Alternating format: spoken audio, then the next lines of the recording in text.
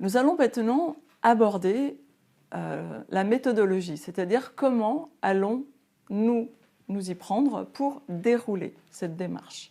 Donc, le principe général, il est de se baser sur donc, une vision claire des emplois, des métiers, des compétences dans l'entreprise, pour être à même de faire des choix éclairés sur les actions à mener.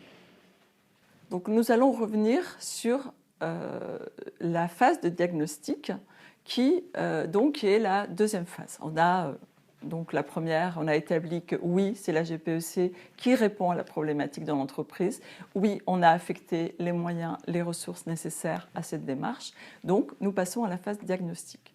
La phase diagnostic va s'appuyer sur tout ce qui existe déjà dans l'entreprise comme outils pour gérer les ressources humaines, les fiches de poste, les référentiels métiers, etc.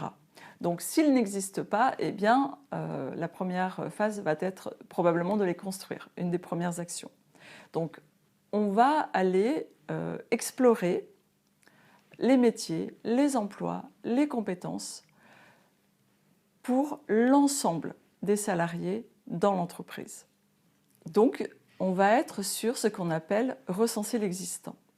Et c'est sur cette base et avec la stratégie mise en place, en tenant compte de la stratégie, que l'on va faire donc la démarche de projection dans le futur des besoins de l'entreprise. Elle va s'appuyer sur ce constat de l'existant. Dans cette analyse, l'entreprise pourra choisir deux niveaux. Si elle est uniquement sur une gestion des effectifs, des emplois uniquement, elle va pouvoir rester sur une analyse de synthèse, c'est-à-dire une analyse quantitative, beaucoup plus globale.